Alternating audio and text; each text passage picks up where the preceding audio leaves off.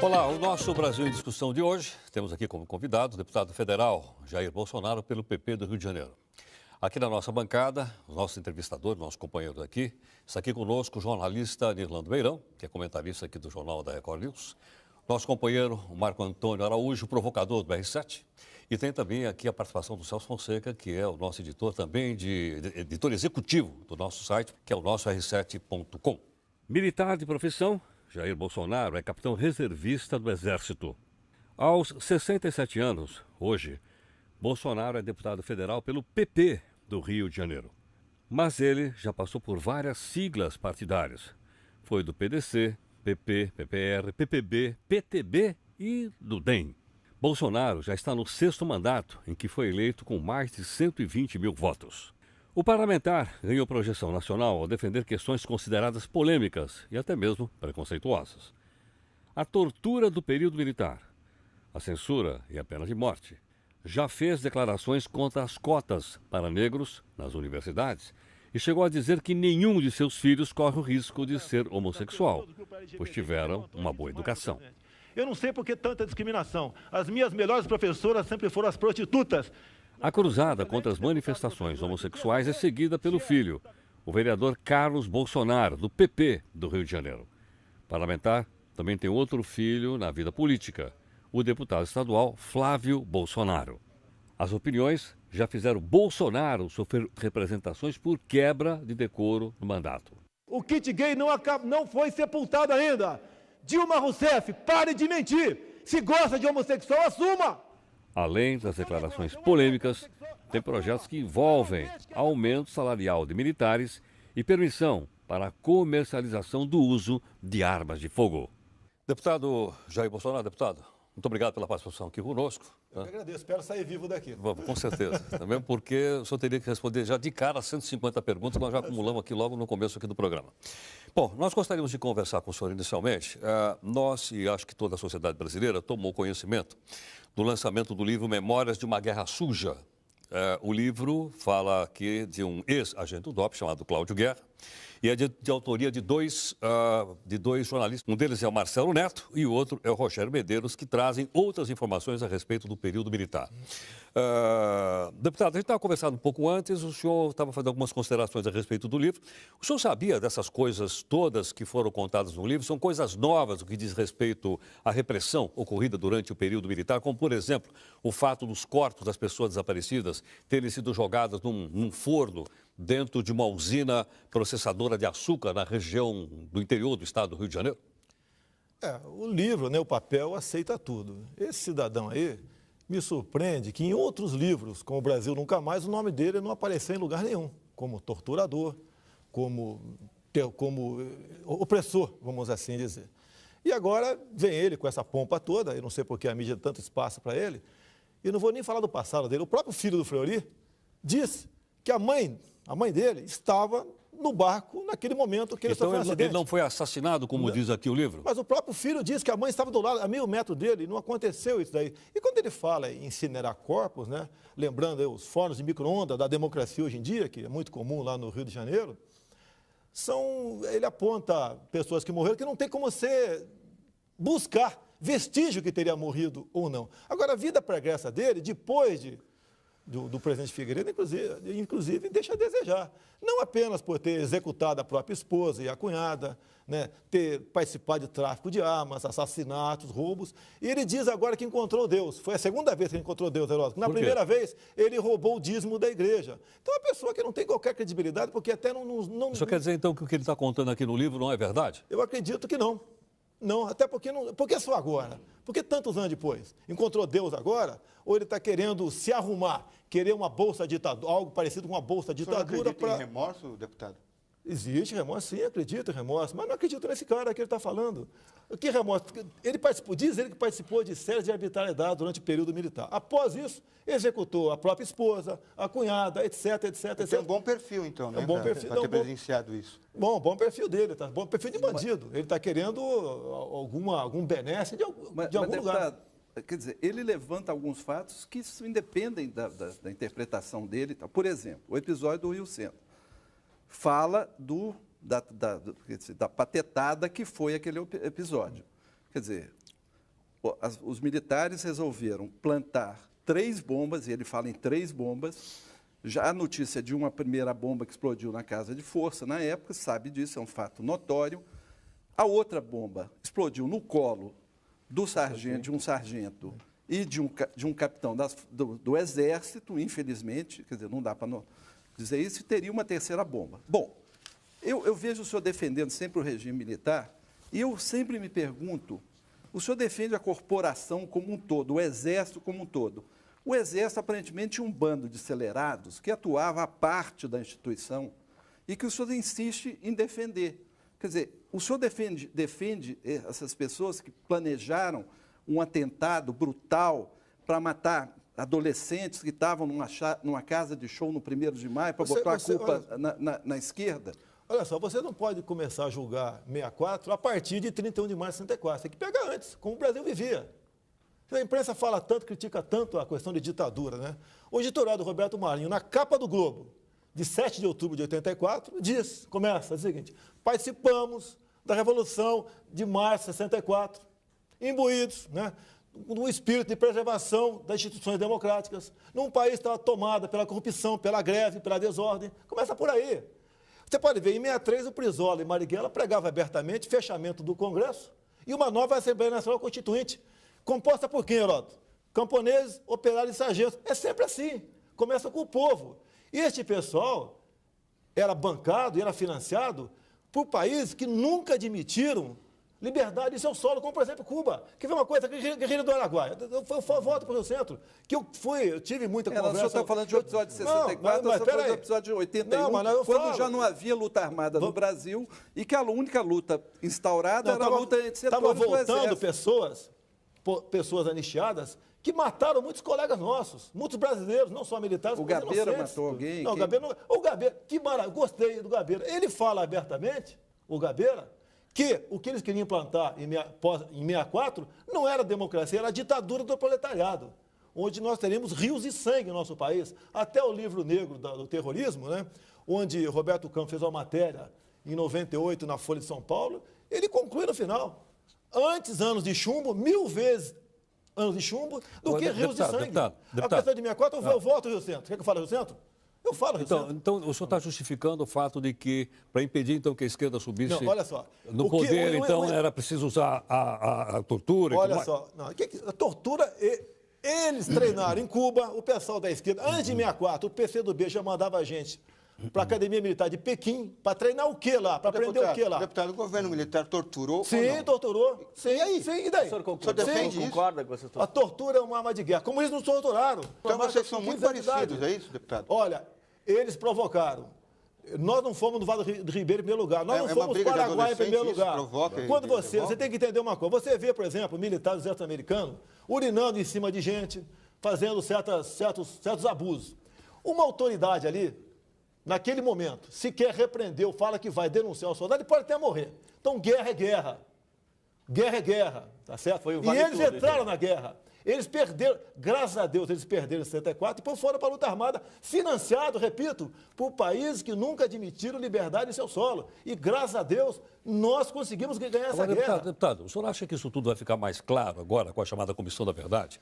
Em que a população brasileira, o país, vai poder olhar agora dos olhos da história, que é uma coisa do passado, para saber exatamente o que aconteceu durante esse período? Heraldo, você compra um livro, vai a um cinema, de acordo com o título do livro, né, o do cinema. Está chamando a atenção. Comissão da Verdade, nome bonito, né?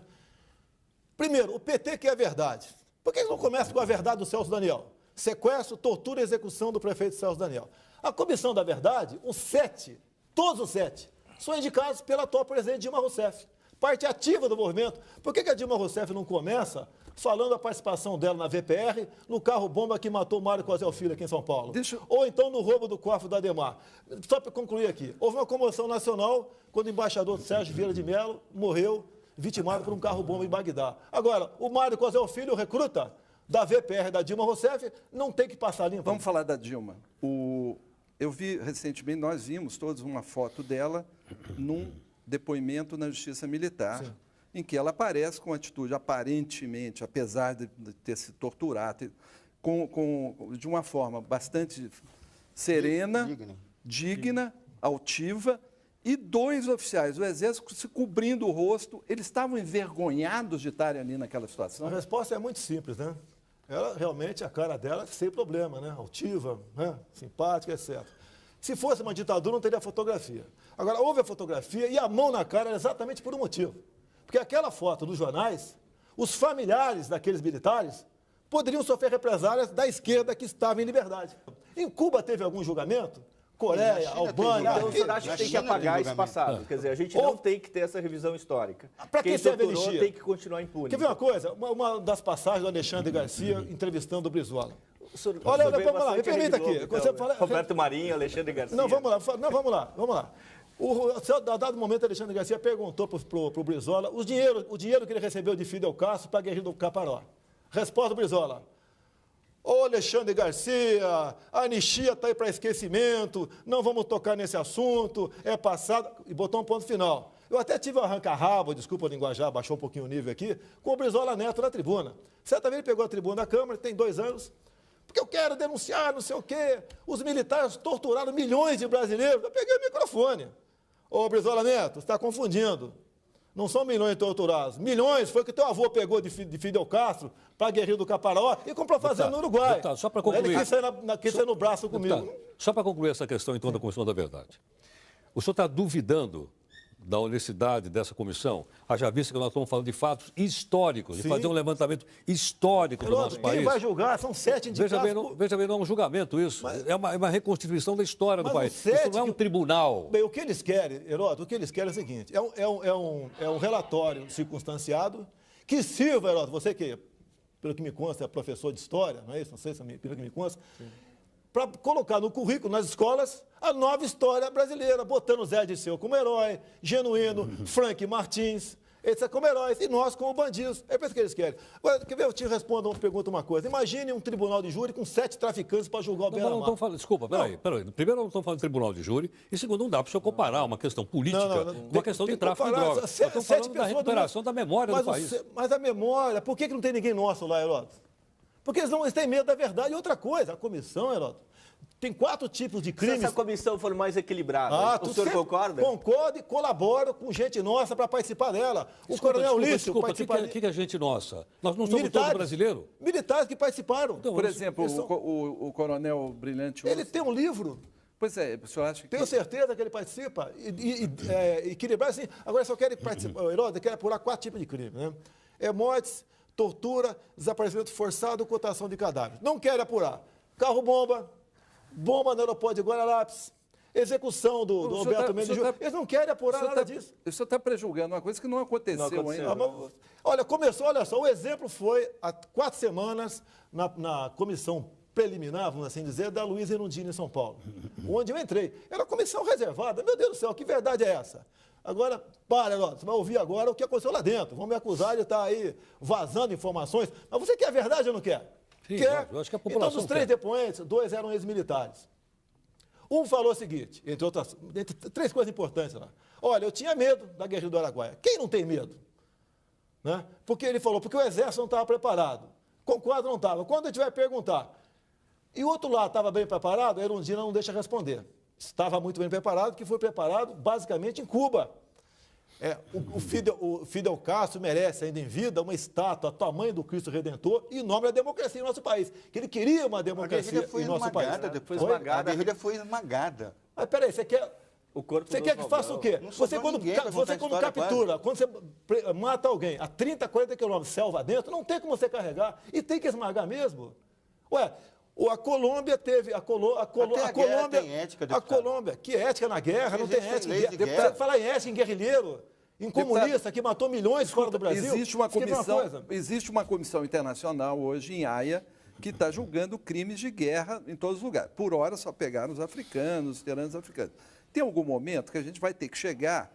Isso é uma comoção internacional, quer dizer, por que não voltar à história, entender o que se passou, inclusive do ponto de vista das Forças Armadas, sei que eu não consigo entender. Exatamente. As Forças Armadas não querem expor, vão ficar vão pagar o preço histórico de ser julgado como uma corporação que torturou? Não, mas peraí, mas antes tem que fazer a tortura que esses caras fizeram. Tem um cara morto aqui, você não pode partir do momento que eu dei 5 tiros nele. O que ele fez até tombar morto? Agora, por Vocês exemplo, não discutem isso? Deputado, tortura é crime hediondo. Não, aqui que é hediondas que, olha, devemos aos militares das Forças Armadas, naquela época, a liberdade que nós temos hoje em dia.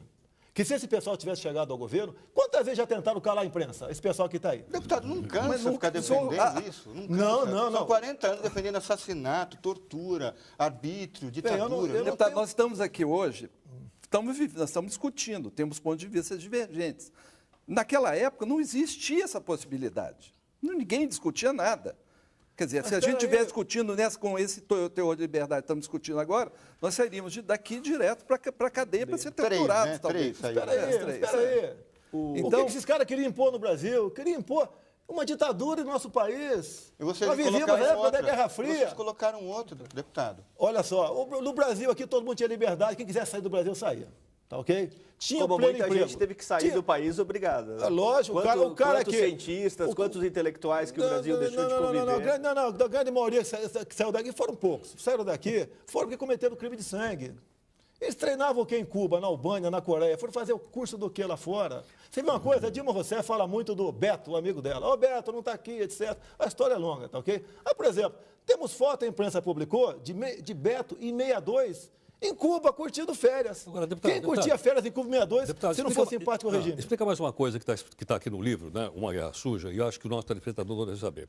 Quando, no período Geisel, o próprio regime militar começou a promover a sua reabertura, houve um setor dentro das Forças Armadas que era contrário a essa abertura. Sim. E houve até uma história de uma tentativa de golpe de Estado contra o próprio Geisel, que todo mundo sabe. Né? O senhor não acha que seria também bom explicar, dizendo, olha, nesse período os militares estavam querendo abrir, mas havia uma facção de extrema-direita radical dentro do Exército que era contrária à volta à democracia do país? O que acontece é o seguinte, Geraldo, houve um engajamento nosso junto à luta armada. Tá, okay? Perdemos muitos colegas. Deputado, só esclarecer. A partir do momento que você vai vivendo muito isso, você vai perdendo sensibilidade. Mas o governo era militar, o presidente era militar, o ministério era formado por maior parte dos militares, o governo tinha completamente o controle da nação. Como é que a gente justifica a existência dentro das Forças Armadas de um grupo que é contra as Forças Armadas? Sim. Mas isso não tem explicação. Mas, Eduardo, você quer com a Comissão da Verdade apurar a verdade deles, Heródoto. Uma coisa, na lei está escrito que é dever do militar colaborar. O senhor então não leva em consideração que a história não vai fazer julgamento de ninguém? Não, esse 7? Não, eu estou dizendo esse 7 já foi balão de ensaio. Isso aqui é uma fonte, existem outros. Balão de ensaio nessa Comissão da Verdade. Nilmar Miranda, a filha do Rubens Paiva. Olha, eu conheci a filha do Rubens Paiva. Eu sou do Vale do Ribeiro, eu sou de Eldorado Paulista. A família Paiva tinha uma fazenda enorme chamada Caraitá, em Eldorado. Em 1970, o Lamarca se alojou próxima à divisa da fazenda do Rubens Paiva, indicado por ele. E depois, quando ele foi descoberto, a suspeita caiu em cima de que o Rubens Paiva teria, mediante tortura, denunciado aquela situação. Tanto é que o Lamarca, quando passou em Eldorado, ele feriu 3 soldados, feriu uma mulher e fugiu, foi morrer na Bahia em 71. E o Rubens Paiva também em 71. Então o Rubens Paiva também estava envolvido na guerrilha, estava dando apoio à luta armada do nosso país e vivia inclusive, no Chile. Você quer esperar o quê dessa gente? O fato de ter sido morto em tortura. Olha só. Isso ter sumido o Rubens Paiva estava jurado, ia ser justiçado pela esquerda da VPR do Lamarca. Aí vocês foram e fizeram o serviço, então. Mas o que é fazer serviço? Eu não entendi o que é fazer serviço. Argumento. Que argumento? Que o Rubens Paiva tinha ligação com o Lamarca. O que o Lamarca isso justifica? Mas vocês querem dizer que a mesma coisa que dizer que os traficantes, por aí, quando morrem em combate com a polícia, nós temos que punir o policial militar. É a mesma coisa. Vocês falam em presos políticos. Preso político tem em Cuba e ninguém faz nada. Deputado, o senhor acha que cometeu barbaridades, como, por exemplo, torturas, tem que responder permanentemente e o crime de tortura não pode ser anistiado? Olha, a tortura passou a ser captada de lei há pouco tempo, né? Agora, o PT agora está pensando em criminalizar o terrorismo. Só com um detalhe, acredite se quiser.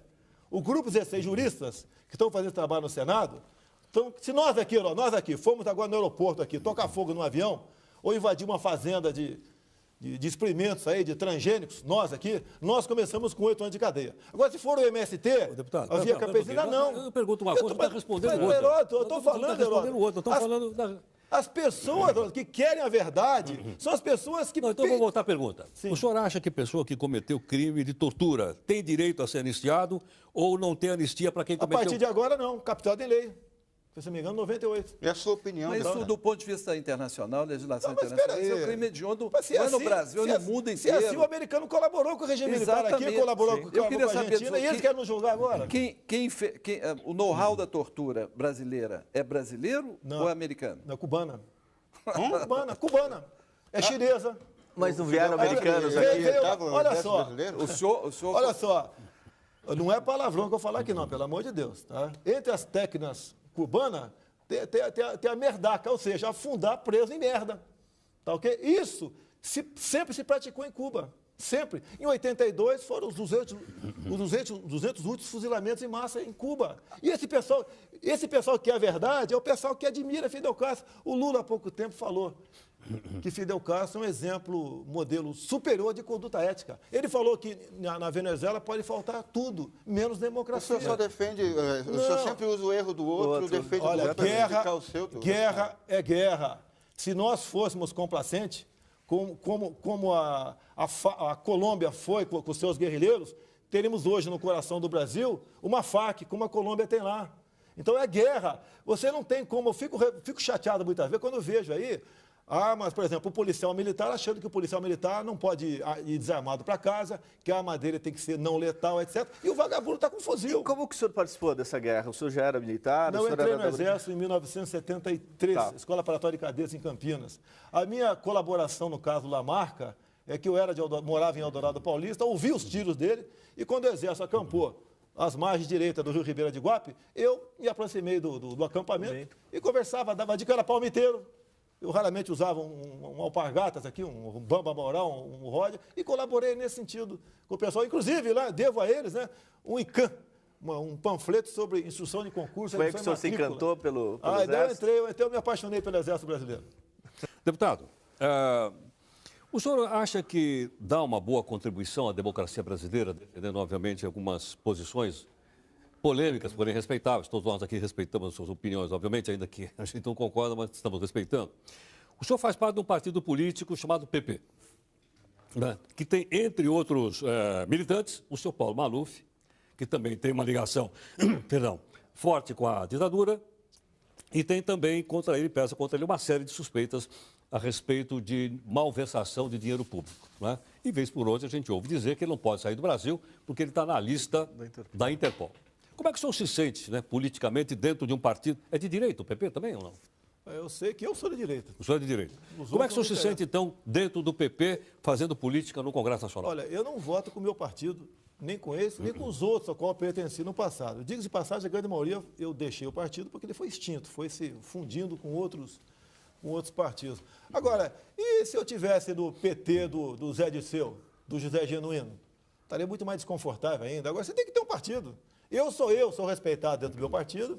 Não, geralmente lá, quando tem um voto só contrário, o pessoal já fala, nem procura saber quem foi, sei que foi o Bolsonaro. E a contribuição que eu dou com a democracia, tanto é verdade que eu dou, porque você me convidou. O senhor acha que contribui para a democracia fazer parte de qualquer partido político? Quer dizer, qualquer partido serve. Não seria bom ter partido forte para ter uma democracia? O senhor está dizendo que é um partido não significa nada? O que é partido forte? Você sabe como é que funciona a política no Brasil.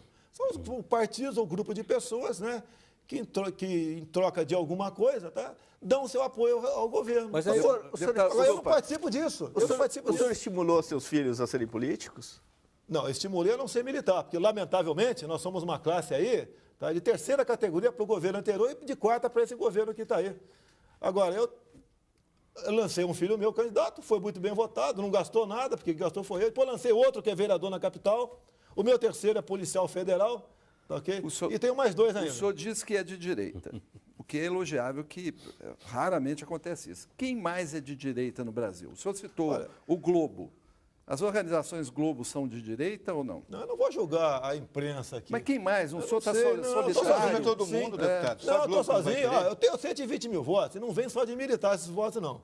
Já, inclusive, dizem alguns especialistas aí que eu devo ter 500 mil votos na próxima, depois dessa questão aí da homofobia. Ninguém duvida da sua representatividade. Mas quem mais? O senhor está sozinho nessa briga? Mas eu tenho. Olha só, quando o PT era oposição, o PT votava comigo. Agora que o PSDB é oposição, o PSDB vota comigo. O senhor percebeu um espaço político com esse tipo de atitude, quer dizer, mais radical? Eu não posso buscar uma maneira de se perpetuar na política, né? O voto pelo voto, eu tentar agradar todo mundo. O grande defeito do político, né, brasileiro é tentar agradar todo mundo. Por exemplo, eu fui o único a votar contra a proposta de emenda à Constituição do Antônio Carlos Magalhães, que criar o Fundo de Combate à Pobreza. Porque a única verdade que tinha ali é que aumentou a CPMF, 0,30 para 0,38, e virou essa demagogia que está aí. O governo gasta, né, entre seguro... Aí, primeira mão para você, ó, entre seguro-desemprego e Bolsa Família, o ano passado gastou 40 bilhões de reais. E esse pessoal não está computado como desempregado. E tem aumentado esses custos, esses discursos. Então, isso aí é tudo cabresto, voto de cabresto para o governo. Se eu der 20 reais para você votar em mim nas eleições, eu posso perder meu registro, ser cassado. Agora, o governo dá para 10 bilhões de famílias de forma vitalícia. Agora, né, deputado... 40 bilhões por ano e tudo bem. Como é que um programa como esse, que o senhor acabou de criticar, é reconhecido internacionalmente por outros países do mundo como uma forma de redistribuição de renda e responsável por tirar uma quantidade enorme da população brasileira que estava abaixo da linha da pobreza e colocar acima da linha da pobreza? Mas é lógico que a comunidade internacional bate palmas, aplaude. Nós aqui não investimos em educação. O senhor preferia a gente investe aqui em acomodação. O senhor preferia que não existissem esses programas? Tem que ser temporário. Eu posso te ajudar com o meu amigo por alguns meses para tu sair da miséria, por causa do emprego. E não de forma temporária com o dinheiro dos outros, para te garantir na polícia. Até porque o Lula dizia, quando era oposição, que naquela época o Bolsa Família tinha outro nome, que isso acostumava apenas a pessoa, né, a ociosidade e a votar no PSDB. E a Bolsa Família é uma mentira. Você no Nordeste não consegue uma pessoa para trabalhar na tua casa. Quer dizer, porque se for trabalhar, perde o Bolsa Família. Na sua visão, a economia brasileira é um desastre, está indo mal, não está crescendo emprego, olha só. Não tirou 30 milhões da... Espera aí. Não é desemprego, já te falei aqui o desemprego.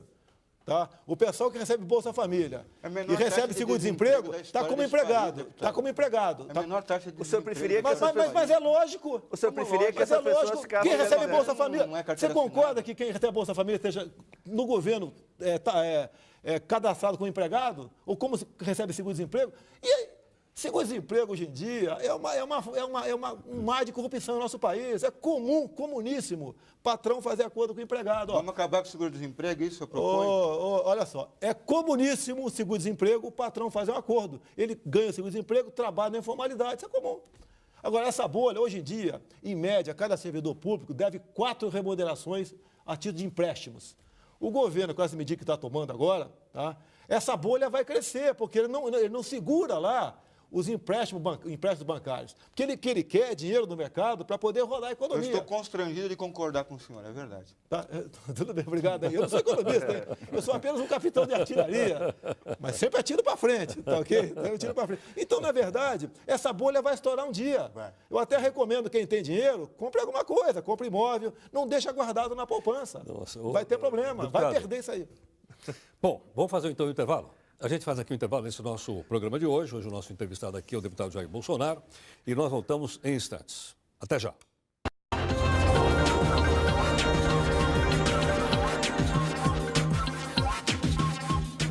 Bem, nós voltamos aqui com o nosso Brasil em Discussão. Hoje o nosso convidado, o deputado pelo PP do Rio de Janeiro, o deputado Jair Bolsonaro, que está aqui conosco.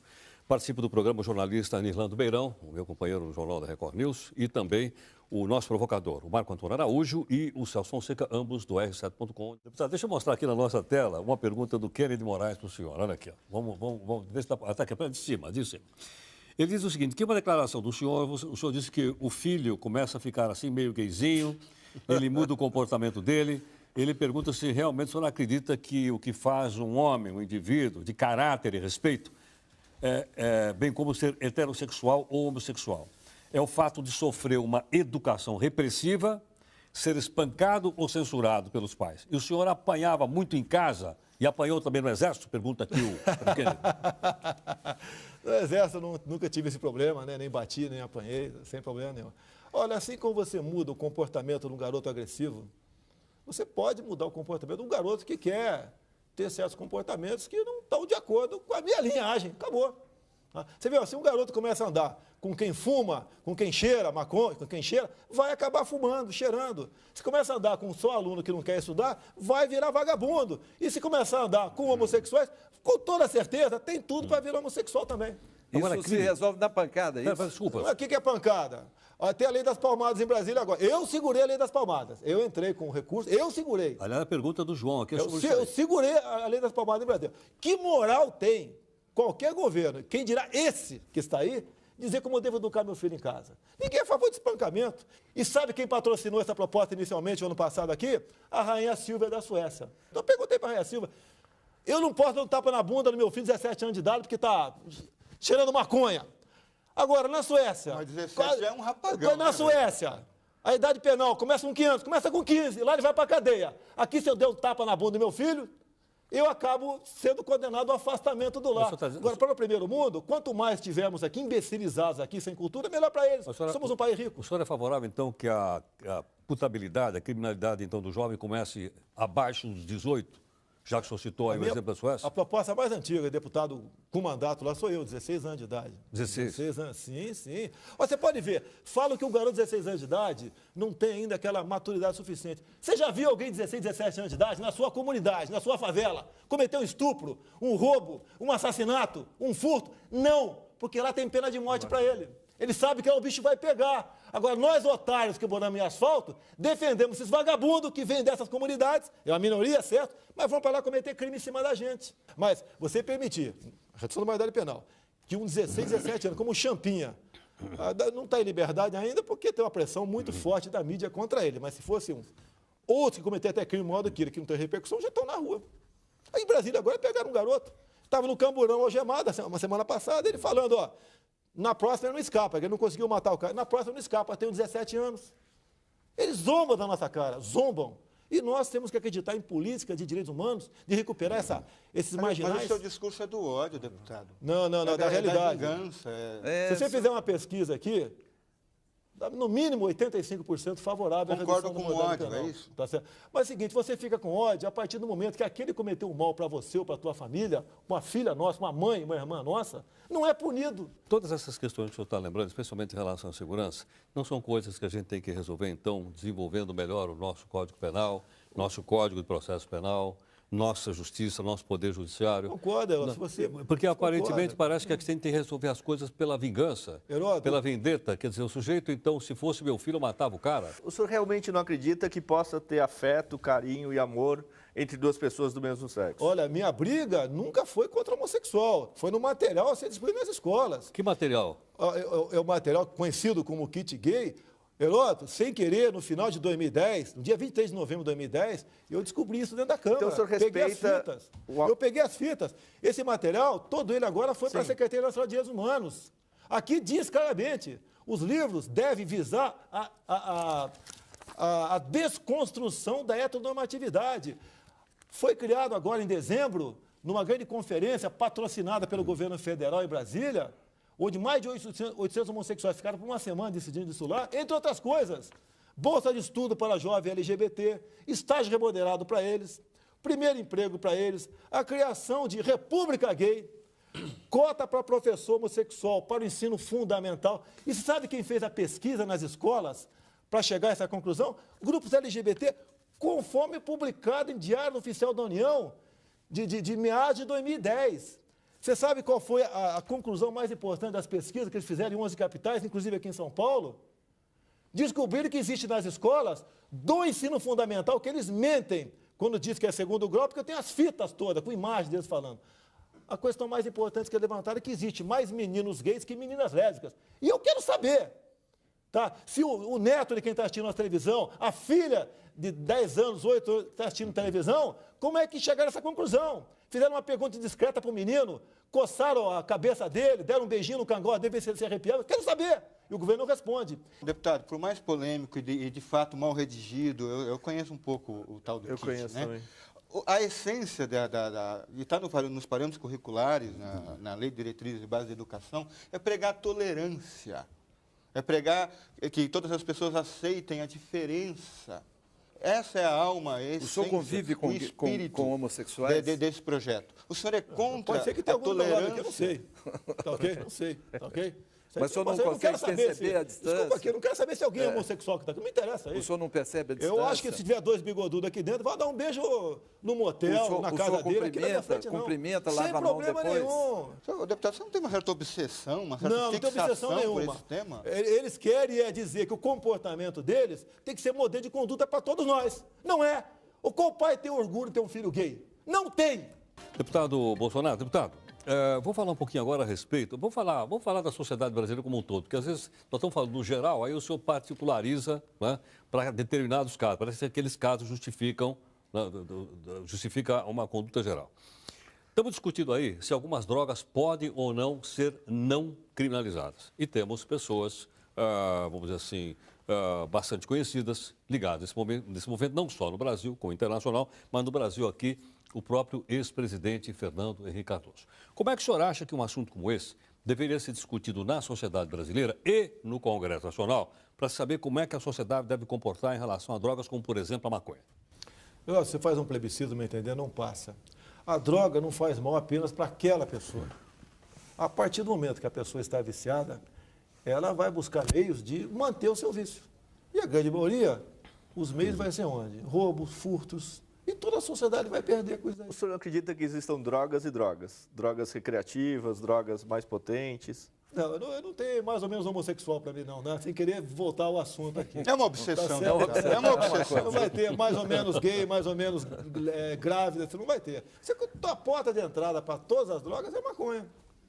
E o álcool? Olha, eu não sei, eu não bebo. Mas nem isso, Não deputado. bebo. Não, a minha cota é uma cerveja por mês. Uma tacinha de vinho? De vez em quando, sim. Não bom. bebo, não. O senhor não faria passa uma do lei assim. seca, então, total? Assim? Não. Inclusive, essa questão da lei seca, na reforma do Código Penal, querem propor o índice zero. Zero, sabe? Não, pelo amor de Deus. Até um padre pode ser preso após a missa quando toma um gole. Duas vezes concordar com o senhor, eu vou embora. Não pode. E você pode ver que a intenção, né, é igual quando o Código de Trânsito veio à tona aqui, aquela onda toda, a violência continua no trânsito, e basicamente o quê? A indústria da multa. Heródoto, 90%... Não, estou perdendo bicicleta elétrica agora, né? Então, Pois é, lá no Rio, né? Pelo amor de Deus. Você pode ver, quase 90% do que se arrecada com a multagem eletrônica vai para a empresa que expõe aquilo. Onde eu tenho certeza que a maioria dos nossos chefes de executivos estaduais e municipais não são corruptos, tenho certeza absoluta, né? Mas se quiser, está uma corrupção, o risco zero ser detonado ali, zero. mas o senhor conhece estudos que provam, são estudos sérios, que provam que a maconha tem fins medicinais. Sim, tem esse Não é caso, sim. discutível. Quer dizer, nem aí, Sim, nem para ajudar a diminuir a dor de uma pessoa. Sim, tudo bem, pode usar para esse fim, como na guerra você usa, se não me engano. O senhor está morfina. fraquejando. Usa deputado. morfina, na casa de guerra você usa morfina, é comum, cara, usar isso aí, tem que usar. Deputado, o senhor falou de corrupção. Qual é a sua expectativa para essa CPI que está se esboçando agora? Assim? Olha só, eu acho que o governo, né, o país, tem uma chance ímpar numa CPI. Porque foi quebrado o sigilo de um telefone que, eu não vou dizer imexível, como o Magre aqui, mas ingrampeável. Tá? A certeza daquele grupo Nextel é que aquele telefone era risco zero de grampo. E a partir do momento que você quebra aquele sigilo, você abre todas as ligações que ele fez. Agora, eu não acredito que ela chegue ao bom termo. Que o que querem agora? Apurar o caso, a vida do Cachoeira. O Cachoeira está resolvido, tudo contra ele foi levantado. Nós temos que ver agora as ramificações dele. E talvez o PT, para atingir o Marconi Perillo, tá certo? Entregue aí, o que é comum por parte da esquerda, né, pela causa, justiçar, entregar aqui a própria sorte, o Agnello lá em Brasília. O senhor viu que citam a imprensa nesse episódio. Sim. Parece que pelo menos um veículo, a revista Veja, usava material grampeado, quer dizer, de certa forma, facilitado por esse personagem do submundo. Desculpa. O senhor gosta... Não, só aí teria uma interferência do Cachoeira em algumas publicações. Sim. Isso, de certa forma, pautava o Policarpo. Sim. Isso Tem que ver, agora não pode apenas investigar aqui o Policarpo Júnior da Veja, apenas ele que fez o contato, pelo que me consta aqui, né? Seria a mesma coisa, caso fosse legalizado, o caso de eu poder, por exemplo, passar por traficante para desbaratar uma coisa dele lá na frente. A imprensa parece que foi nesse caminho. Investiga a imprensa, por que não? Sim. Eu acho justo isso aí, nada mais justo. Agora, o senhor assinaria a convocação do Roberto Tivita para a CPI? Oi? O senhor assinaria a convocação? Olha, eu assinei a CPI do Cachoeiro. Tá? O meu filho, por exemplo... Mas a pergunta é bem específica e faz muito sentido. Problema nenhum, acho que tem problema nenhum. Quem não deve, vai lá e fala. Tá, okay? Agora, com toda certeza, os contatos com a Veja estão aqui nesse sigilo telefônico. Se ele falou em momentos outros, no ano passado, por exemplo, tantas vezes, etc., como, por exemplo, tem mais de 3 ligações do Demóstenes com o Cachoeira, comprova que tinha algo mais além do que estava acontecendo. O senhor concorda que uma revista use material de um araponga, por exemplo, para produzir conteúdo editorial, por exemplo? Olha, olha só, teve o caso do contra-cheque do Caseiro. Do Palocci. Do Palocci, do palmeirense lá, do Caseiro palmeirense lá. O problema Olha só, a publicação na revista Época, daquele contra-cheque, foi feita pela filha da Miriam Leitão. Aí, abafou-se o caso. Abafou-se o caso. Agora, vocês dizem da imprensa que vocês podem preservar o sigilo da fonte. Eu já fui usado como fonte no passado, respondi processo.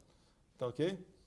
Tudo bem, é a regra do jogo. Agora, eu acho também, por outro lado, para onde chegou, parabéns à revista Veja. Em que sentido? Dispor, abrir, botar esse câncer para fora. A CPI do Cachoeira não fez parte de nenhuma grande reportagem da revista Veja.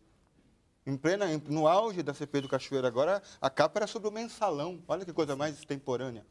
Tudo bem. Então, e o Santos Sudário também, né? Aí, tudo bem, tá ok? Mas veio à tona esse caso, né? Veio à tona. Né? Deputado, o senhor acha que, já que a gente está falando em CPI, as ligações da empreiteira Delta, que devem ser apuradas também na CPI, parece que há uma limitação geográfica em ficar só ali na região central do Brasil.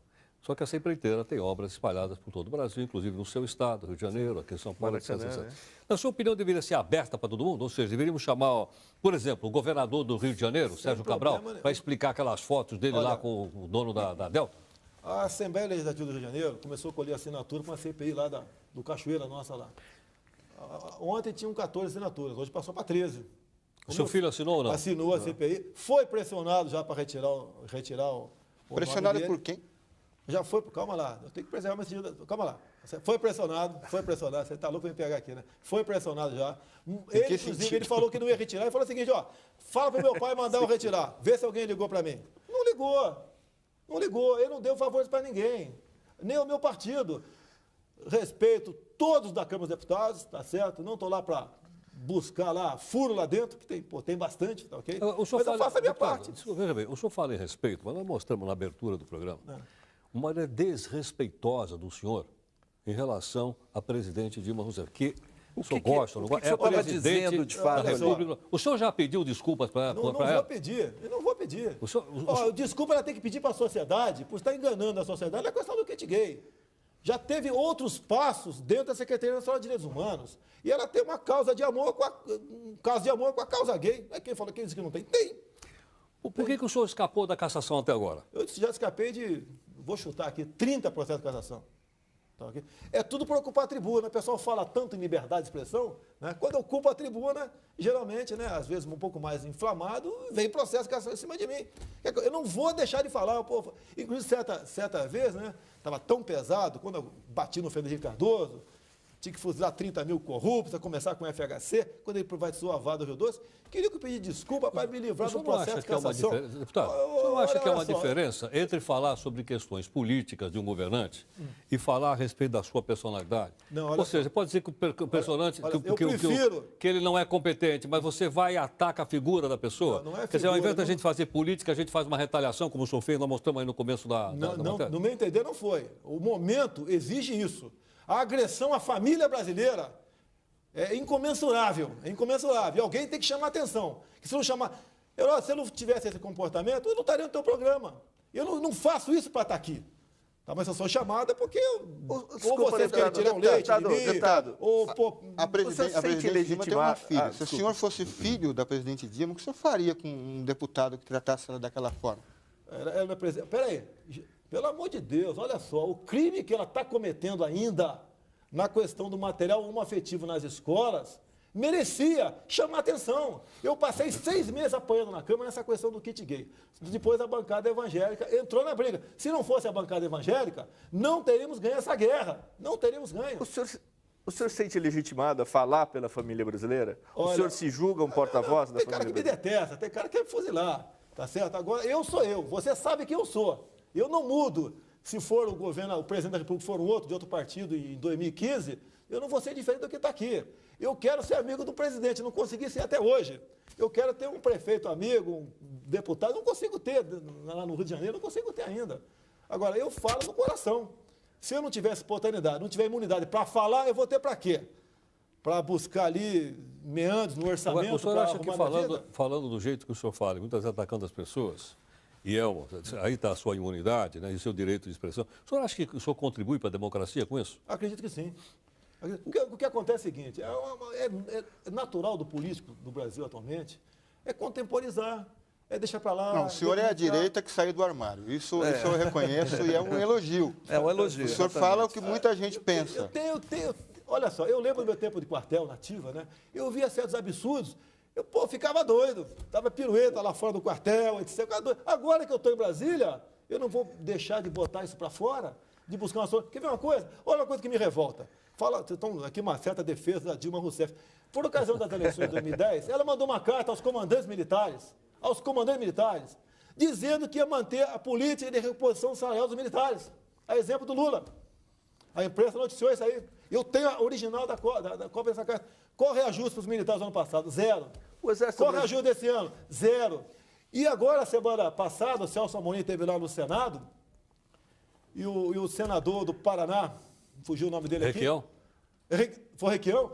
Não, foi o Álvaro Dias. Questionou o ministro seguinte: ministro Celso Amorim, estamos fazendo um concurso para o Senado, salário inicial, R$19 mil. Algum dos seus comandantes de força, 4 estrelas que estão aí, ganham mais do que isso depois de 50 anos de serviço? Ele ficou quieto. O Exército Brasileiro está sucateado? Olha, se você precisar, alguns podem falar que ainda bem, né?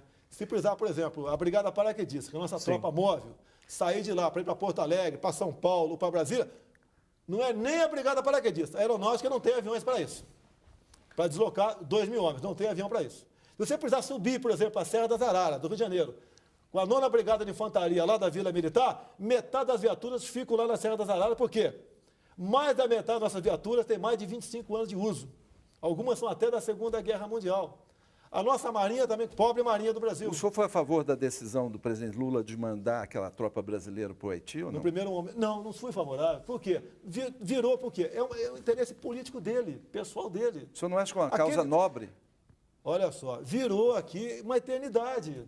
Virou uma eternidade. Interesse por causa de uma vaga do Conselho de Segurança da ONU. Sim, faz tudo isso em cima de uma vaga, inclusive, você pode ver. Na guerra do Iraque, né, os 5 que têm poder de veto, a França falou não. E eles invadiram. O Brasil quer uma cadeira lá para servir cafezinho? Para botar alguém nosso para servir cafezinho para eles?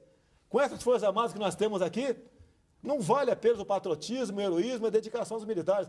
Quer saber de uma coisa? Sabe quantos capitães e tenentes pediram baixa em março desse ano? 37. Em abril, 27. A média esse ano vai passar de 300. Dos últimos 4 anos, 200. O senhor não acha que melhoraria isso se houvesse a substituição do alistamento obrigatório por um alistamento voluntário, como existe em outros países do mundo? Olha só, hoje em dia, praticamente quem serve é voluntário. O alistamento é um controle. Eu acho que o alistamento podia ser fazer até para as mulheres, porque você vai ter uma fotografia real da nossa população.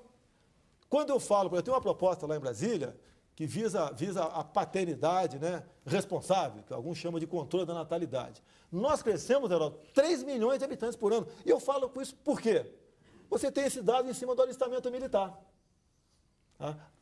O ano passado foram 1.600.000 moleques, garotos, que se alistaram no serviço militar. Então, multiplica por 2, tira os mortos, dá mais ou menos 3 milhões de habitantes por ano. Nós não temos como dar vazão a esse tanto de gente no nosso país. Se você for levar em conta que cada um de nós produz 900 gramas de lixo por dia, São 180 milhões de quilos de lixo por dia. Falta aterro sanitário. São Paulo, água potável, circulação, poluição. Vai chegar um ponto, tá, que nós vamos para o fundo do buraco. Vai virar aqui uma terra de ninguém. Deputado, quanto as Forças Armadas consomem, já que o senhor falou que a situação do material é precária, mas vamos dizer quanto as Forças Armadas consomem do nosso PIB? Olha só. Somando os inativos, olha que só, são muitos. A folha total de nativos... Folha total, quanto é que nós gastamos por ano? Folha total de nativos, pensionistas, ex-combatentes e os ativos, 45 bilhões de reais. 45 bilhões, que é o déficit da Previdência Social. Mais ou menos assim. 45 bilhões. Isso está incluindo também as filhas dos militares que recebem aquela pensão? Eu te respondo da filha, numa boa. Hã? Em 1960... O senhor não acha que... Não, eu sei como você... Eu vou te responder, você nem perguntar, eu vou te responder. Em 1960, o pecúlio era nosso. Nós criamos esse fundo e nós administrávamos esse fundo. E o governo resolveu fazer o quê? Viu aquele montante, aquele volume de dinheiro e falou, me dá essa grana aí que eu pago as suas filhas. E assim foi feito. E nós descontávamos naquela época 2 dias do soldo da nossa remuneração. Foi o governo militar, hein? Hoje em dia... Foi o governo militar. Não. Foi no governo militar. Não, 1960. Não, foi em 60. O pecúlio 2 dias de soldo anual. Não, por mês. Por mês. 2 dias do soldo. Hoje em dia, nós descontamos 9% da remuneração bruta. Tal que aumentou drasticamente o desconto. Agora, a pensão da filha, Heródoto, acabou em 2000, com a MP 2215, que não foi votada até hoje. O Congresso está indo para o 12º ano sem votar uma medida provisória, que esculhambou a nossa Previdência. Acabou com a pensão da filha, justo, a partir daquele momento não tem mais. Mas esculhambou a nossa. Tanto é que o reflexo dessa MP são as evasões. E eu não tenho o número de praças que vão embora via concurso público ou pede demissão todo ano, porque não é publicado. Os 45 bilhões que o senhor falou é apenas para manutenção das Forças Armadas. Não, manutenção não. Folha de pagamento. Folha de pagamento. 45 bilhões, folha de pagamento. Então aí é muito mais. Não, por fora aqui, Aí, o investimento é quase zero, Heródoto. Você pode ver. Não estou falando de investimento, estou falando de despesa. Manutenção. A né? despesa Que vai é sair dos manutenção, impostos. é combustível, Sai dos impostos, viatura, manutenção, etc. Vai perto de Armamento, quanto vai? Vai aproximadamente mais 8 bilhões de reais, aproximadamente. Agora, você pode ver, na Antártica aqui, estava se investindo um pouco mais de 10 milhões de reais por ano. Agora, o Lula deu para o Fidel Castro 1 bilhão de reais para fim de prospecção de petróleo e reforma do Porto de Mariel. E a Dilma, agora, na última ida dela lá, ela já tinha dado 100 milhões e falou que vai completar no governo dela. Mas são financiamentos, né? São financiamentos. Heródoto, isso é financiamentos que vai favorecer empresas brasileiras para prestar serviço lá. Heródoto, 2 bilhões de reais para Cuba, Heródoto. Pelo amor de Deus, Heródoto. Não, o nosso país tem regiões paupérrimas aqui. Cuba é outra obsessão do senhor? Sim, eu não concordo com aquilo que está lá. É Guantánamo. Guantánamo é legal. Olha, tem o ministro da Defesa americano, o Donald Ruff, o último, né? Tinha uma mulher que reclamou sobre Guantánamo e falou, olha, leve um desses terroristas para tua casa. A primeira coisa, começa usando burca. Aquele pessoal lá, são terroristas, poxa. São gente que não tem amor à própria vida. Vai ter a tua, a minha, dos outros, não vai ter. Tá, okay? E o que devemos fazer com ele, então? Ok? O que fazemos com ele? Julga e condena, o absolve e resolve o problema. Porque a jogar ao mar são centenas de pobres cubanos que todos os anos morrem aí, mordidos por tubarão, fugindo da ilha da fantasia. Deputado, nós estamos chegando aqui ao final do nosso programa. Várias vezes o senhor disse que sou de direita e, obviamente, a gente respeitava a sua posição de direita, como já vieram pessoas de esquerda aqui, todos são respeitados. Só define para mim o que é ser de direita. Não sei. É ser oposição à esquerda que está aí. Tá, que usa a demagogia, é o populismo, tá? É a enganação, é não investir onde deve investir. Tá, okay? É posar de vestais da democracia que não são, eles nunca foram democráticos. Então posso entender que ser de direita é ser contrário à esquerda que está aí. A esquerda que está aí. Eu defendo pena de morte, eu sei que a causa aperta, Heródoto. Eu defendo a redução da moralidade penal, uma paternidade responsável, tal. Eu defendo tudo isso aí. Reservas indígenas, um crime que acontece no nosso país, a demarcação de terras. O senhor acha que em 8 anos de governo Lula o país não melhorou? Olha, ele pegou o que sobrou do início lá de Itamar Franco, do Plano Real. Se não fosse ele, pelo amor de Deus. O Daniel me lembrou aqui agora o seguinte: o senhor votou a favor da mudança no Código Florestal? Votou junto com os ruralistas? Votei. Olha só, quem é o grupo responsável pela agricultura do PT? Me responda. É o MST. Eu fiz o discurso lá, inclusive, em cima dos 3 milhões de habitantes que nós crescemos.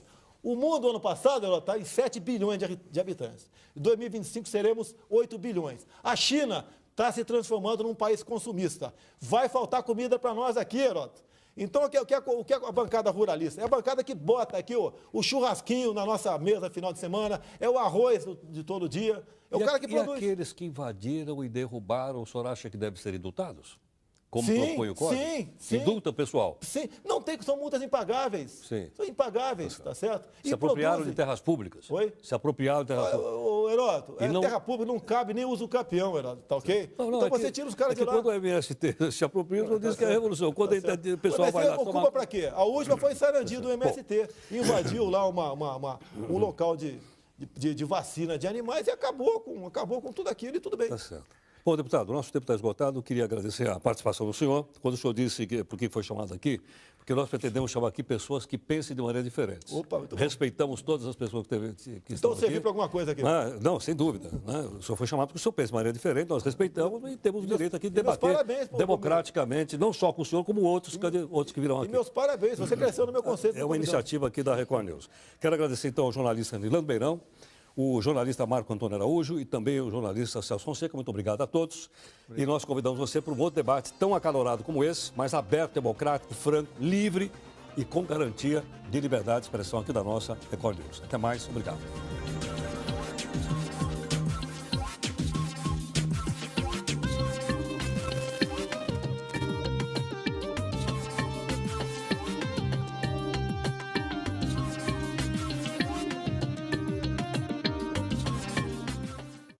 Agora, deputado, o senhor acha que isso tudo vai ficar mais claro agora com a chamada Comissão da Verdade, em que a população brasileira, o país, vai poder olhar agora dos olhos da história, que é uma coisa do passado, para saber exatamente o que aconteceu durante esse período? Heraldo, você compra um livro, vai a um cinema, de acordo com o título do livro, né, o do cinema. Está chamando a atenção. Comissão da Verdade, nome bonito, né? Primeiro, o PT quer a verdade. Por que não começa com a verdade do Celso Daniel? Sequestro, tortura e execução do prefeito Celso Daniel.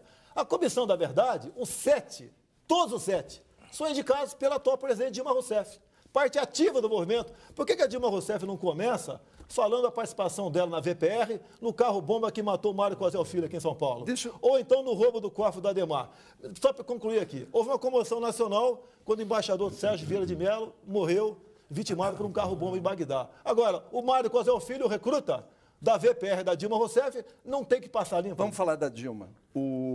Eu vi recentemente, nós vimos todos uma foto dela num depoimento na Justiça Militar, sim, em que ela aparece com atitude aparentemente, apesar de ter se torturado, de uma forma bastante serena, digna, altiva, e 2 oficiais do Exército se cobrindo o rosto. Eles estavam envergonhados de estarem ali naquela situação? A resposta é muito simples, né? Ela, realmente, a cara dela, sem problema, né? Altiva, né? Simpática, etc. Se fosse uma ditadura, não teria fotografia. Agora, houve a fotografia e a mão na cara era exatamente por um motivo. Porque aquela foto dos jornais, os familiares daqueles militares poderiam sofrer represálias da esquerda que estava em liberdade. Em Cuba teve algum julgamento? Coreia, Albânia... Então, o senhor acha que tem que apagar esse passado? Quer dizer, a gente não tem que ter essa revisão histórica. Para que serve a anistia? Tem que continuar impune. Quer ver uma coisa? Uma das passagens do Alexandre Garcia entrevistando o Brizola. Olha, vamos lá, me permita aqui. Então, você fala... Roberto Marinho, Alexandre Garcia. Não, vamos lá.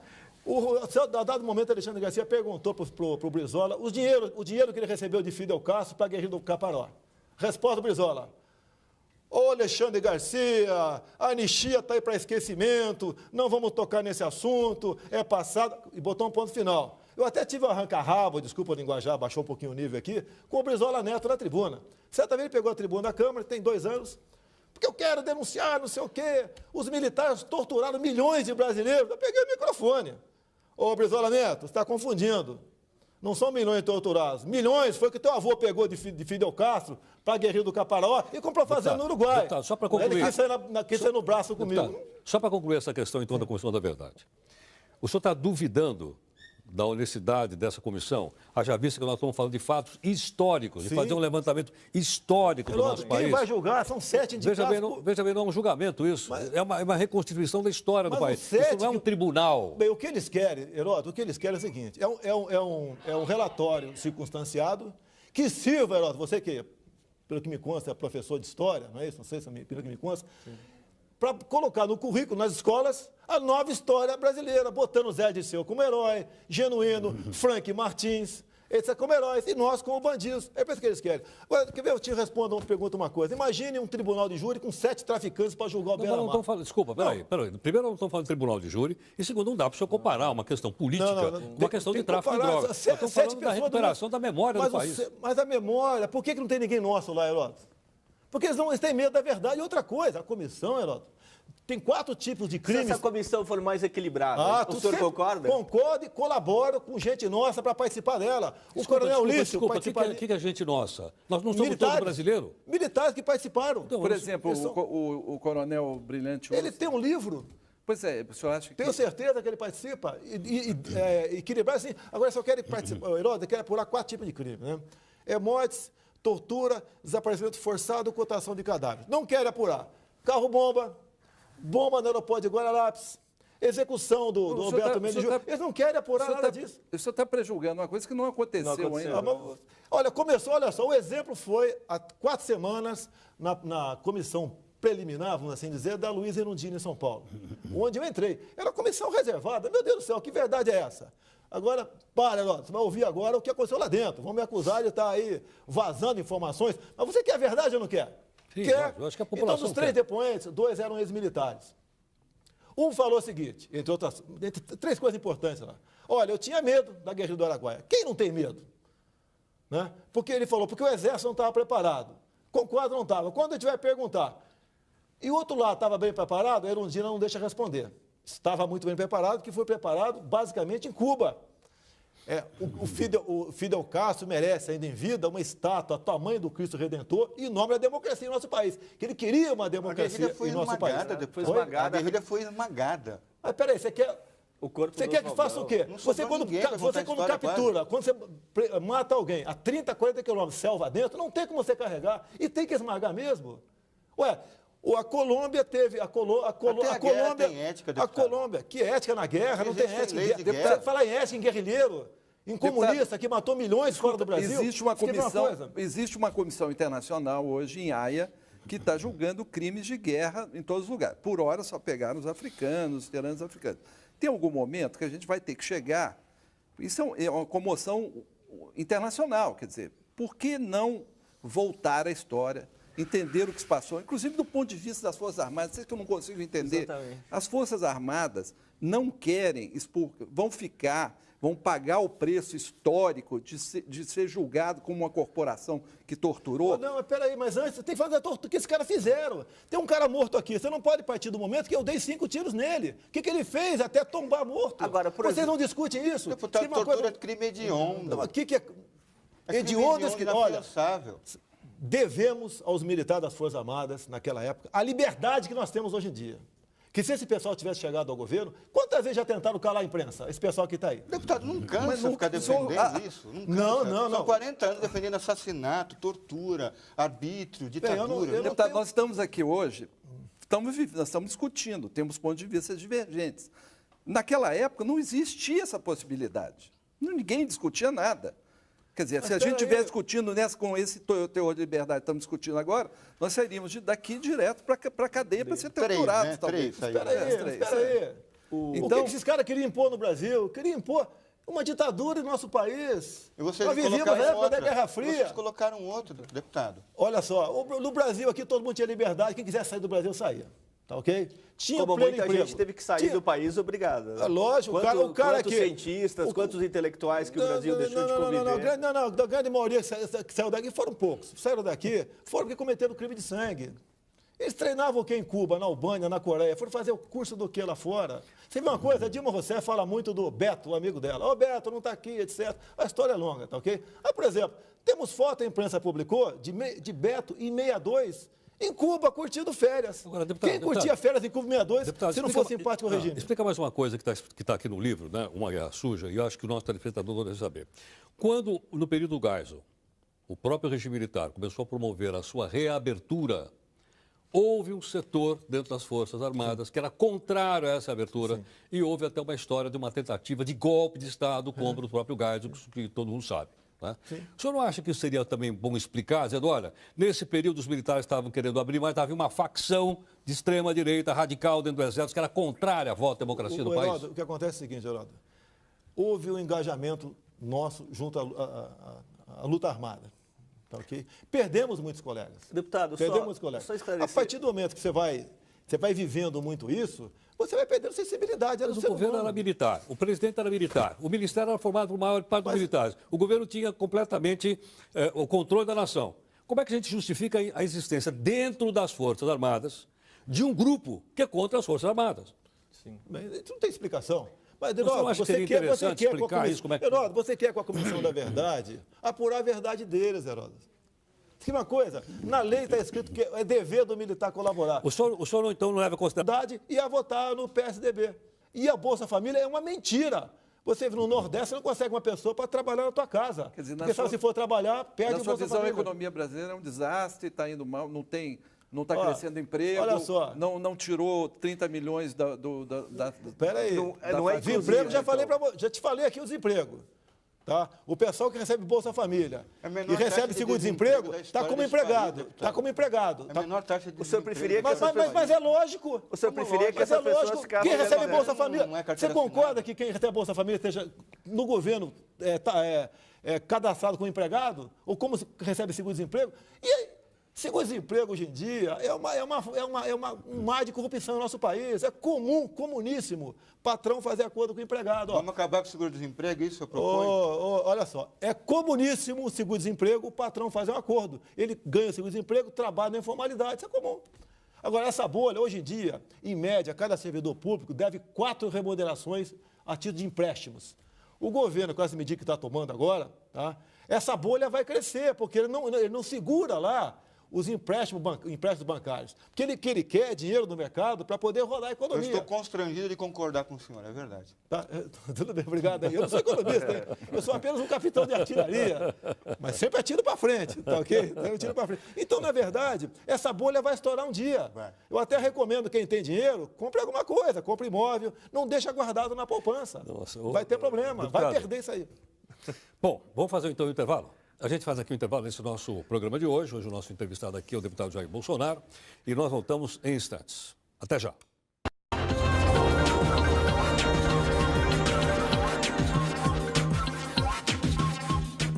Bem, nós voltamos aqui com o nosso Brasil em Discussão. Hoje, o nosso convidado, o deputado pelo PP do Rio de Janeiro, o deputado Jair Bolsonaro, que está aqui conosco.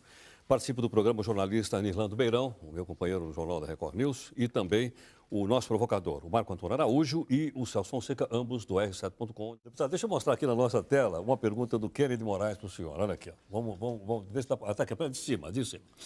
Ele diz o seguinte, que uma declaração do senhor, o senhor disse que o filho começa a ficar assim meio gayzinho, ele muda o comportamento dele. Ele pergunta se realmente o senhor acredita que o que faz um homem, um indivíduo de caráter e respeito, bem como ser heterossexual ou homossexual, é o fato de sofrer uma educação repressiva, ser espancado ou censurado pelos pais. E o senhor apanhava muito em casa e apanhou também no Exército? Pergunta aqui o Kennedy. No Exército eu nunca tive esse problema, né? Nem bati, nem apanhei, sem problema nenhum. Olha, assim como você muda o comportamento de um garoto agressivo, você pode mudar o comportamento de um garoto que quer ter certos comportamentos que não estão de acordo com a minha linhagem. Acabou. Você vê, se um garoto começa a andar com quem fuma, com quem cheira maconha, com quem cheira, vai acabar fumando, cheirando. Se começa a andar com só aluno que não quer estudar, vai virar vagabundo. E se começar a andar com homossexuais, com toda certeza, tem tudo para virar homossexual também. Agora, Isso se resolve na pancada, é isso? Desculpa. O que é pancada?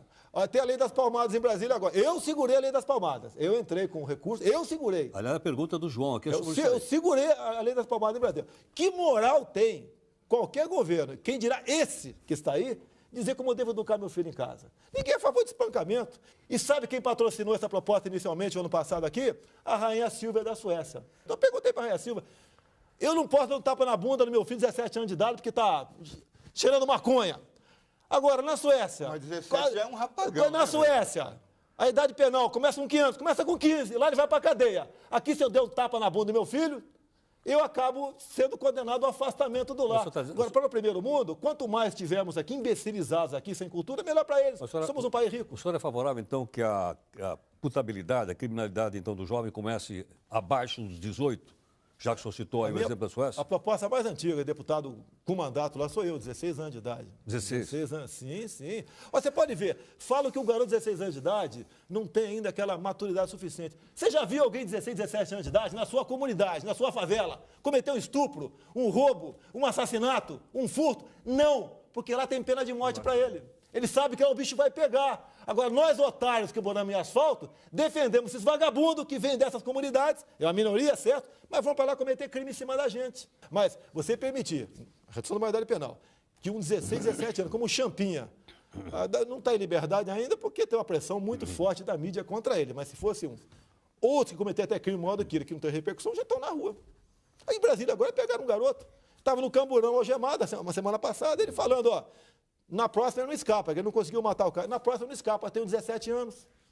Eles zombam da nossa cara, zombam. E nós temos que acreditar em política de direitos humanos, de recuperar esses marginais. Mas o seu discurso é do ódio, deputado. Não, da realidade. Da vingança. Se você fizer uma pesquisa aqui, no mínimo 85% favorável à redução do maioridade penal. É isso? Tá certo? Mas é o seguinte, você fica com ódio a partir do momento que aquele cometeu um mal para você ou para a tua família, uma filha nossa, uma mãe, uma irmã nossa, não é punido. Todas essas questões que o senhor está lembrando, especialmente em relação à segurança, não são coisas que a gente tem que resolver, então, desenvolvendo melhor o nosso Código Penal, nosso Código de Processo Penal, nossa justiça, nosso poder judiciário. Concorda, se você... Porque aparentemente parece que a gente tem que resolver as coisas pela vingança, pela vendetta. Quer dizer, o sujeito, então, se fosse meu filho, eu matava o cara. O senhor realmente não acredita que possa ter afeto, carinho e amor entre duas pessoas do mesmo sexo? Olha, minha briga nunca foi contra o homossexual. Foi no material a ser distribuído nas escolas. Que material? É o material conhecido como kit gay. Heródoto, sem querer, no final de 2010, no dia 23 de novembro de 2010, eu descobri isso dentro da Câmara. Então o senhor respeita... Peguei as fitas. Eu peguei as fitas. Esse material, todo ele agora foi para a Secretaria Nacional de Direitos Humanos. Aqui diz claramente, os livros devem visar a desconstrução da heteronormatividade.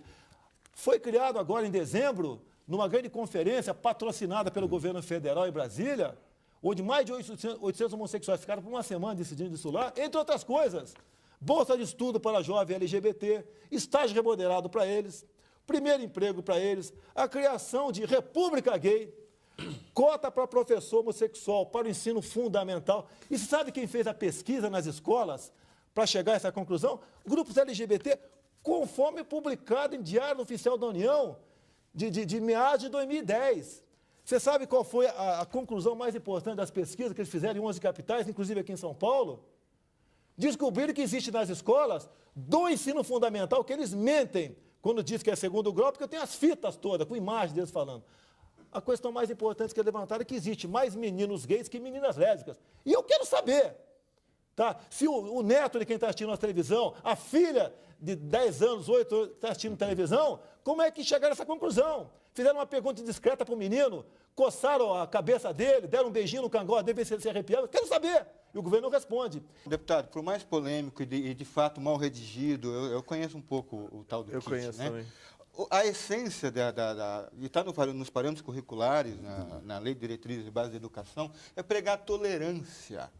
É pregar que todas as pessoas aceitem a diferença. Essa é a alma, a essência, o senhor convive com, o espírito com homossexuais? Desse projeto. O senhor é contra Pode ser que tenha a algum tolerância. tolerância? Eu não sei. Tá ok? Não sei. Tá ok?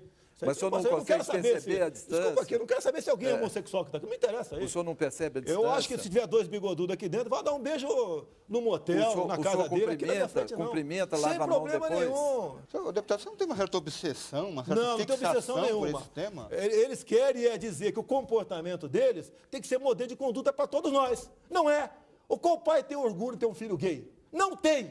Deputado Bolsonaro, deputado, vou falar um pouquinho agora a respeito. Vamos falar da sociedade brasileira como um todo, porque às vezes nós estamos falando do geral, aí o senhor particulariza, né, para determinados casos. Parece que aqueles casos justificam uma conduta geral. Estamos discutindo aí se algumas drogas podem ou não ser não criminalizadas. E temos pessoas, vamos dizer assim, bastante conhecidas, ligadas nesse movimento, não só no Brasil, como internacional, mas no Brasil aqui, o próprio ex-presidente Fernando Henrique.